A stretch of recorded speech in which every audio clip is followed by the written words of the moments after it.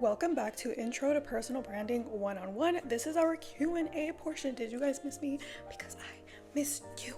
So today, in this video, we're going to go over all the questions that were commented on our lecture. And I will say, you guys had some really good questions. Questions that I get asked all the time when I am running my business with other clients. So I'm so excited to get into all of these questions. Well, the first question says, I would like to be known for multiple things. I believe that I have multiple crafts. So how do I establish a personal branding for a multitude of things? So I feel like there's this misconception here on social media where it's like, oh, you just have to create content in one niche. So if you have to choose one thing, and if you want to do beauty, you can only post things about beauty. But that is if you want to. You do not have to do that. If you're somebody that has multiple things and you like multiple things, you can create content about those multiple things. But when you are creating things about maybe a vlog to the mall, show us what you're painting and take us along with you, you have to also put in personal things in there. And I don't mean personal things like getting real deep into your personal life. I just mean tell us a little bit about yourself. Like maybe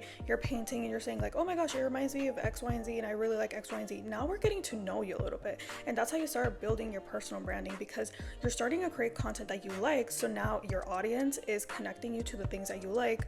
Maybe you're creating beauty content and then wellness, and then maybe you have plants. Now we know that you like plants. Now we know that you like beauty and wellness. So now we're getting to know the content that you like and the stuff that you like doing. But when you share things in your content and you're speaking about certain things, that lets us know a little bit about you. And another question that is very, very similar, and I will just address the last part that says, my interests are always changing. So how do I create content about multiple things? It's the same answer as the first, except that the only difference is that if your interests are always changing, let us know. Like, take us on for the ride. Maybe you're doing something, you're like, guys, we're now trying this because I actually found out I didn't like the first thing, so now let's try this, letting us know that that did not work out and now we're trying something different. And now you're taking people within your journey, and that also lets us know that you're just trying things, you're just trying different hobbies. Maybe you're a person that's indecisive, or you don't really know, or you're multi-talented, and that just lets us know more about you. There's no right or wrong answer when you want to do multiple things, because you can. I feel like that box and that restriction is only told here on social media by these Instagram gurus and all these things where they tell you, you have to niche, you have to niche, you have to niche, you have to be known for one thing, only one thing.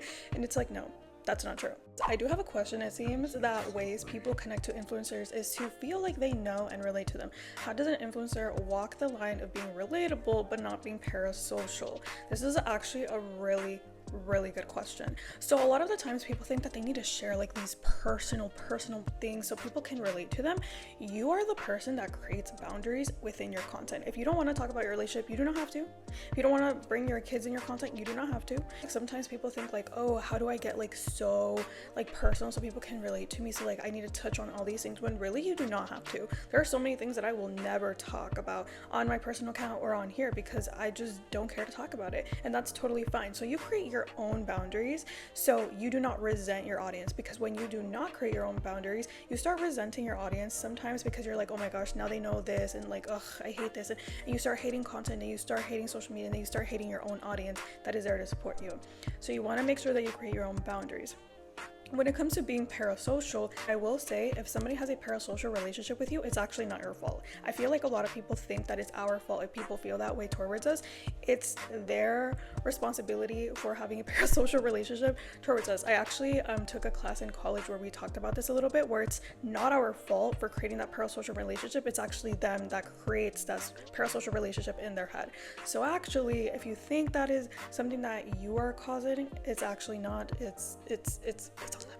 Another good question. You guys are having really good questions, man. Oh my gosh. So another one is, okay, my page is all over the map because I like everything. Should I figure out my brand and start a new page, or should I just change up my current page? People think oh, now that I'm understanding things and now that I'm learning things, let's just start from scratch, when you really don't have to.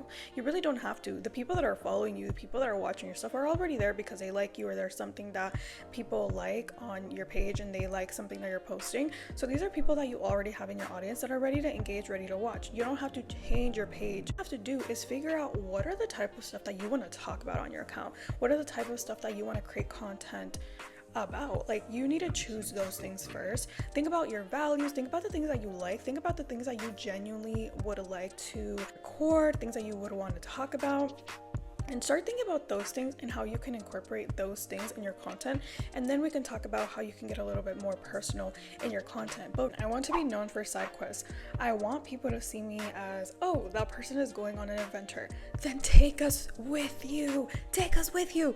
Really create those vlogs of like, today we're gonna do this, and maybe the next vlog is maybe something totally random, and you can do a voiceover, or you don't even have to do a voiceover. You can vlog in real time, and that is how we get to know that you're that person that just have spontaneous like quests all the time, and you're like that person who does random things at all time. So you just have to take us with you and start doing it. Okay, I think those are all the questions. I just looked through all of them and there's no more questions. So I hope that clears up a few things, and I hope that is making more sense. Maybe you're like, oh, I get it now. That's kind of what I want. I want to make sure that you guys are understanding, and this builds on top of each other. So our discussion board today in the comments, that's where you will answer 3 things that you want to showcase in your content or you want to talk about, and then 1 value that you truly stand for. Let me know in the comments, and reply to 2 to 3 people in the comments. But all of these things are so good, you guys, that I cannot wait for Monday, because these are so good. You guys are asking the right questions, and this lets me know that you guys are learning and you guys are starting to think about things, and you guys are having the questions that you guys should be having. So this is progress. And also I will see you guys on Monday.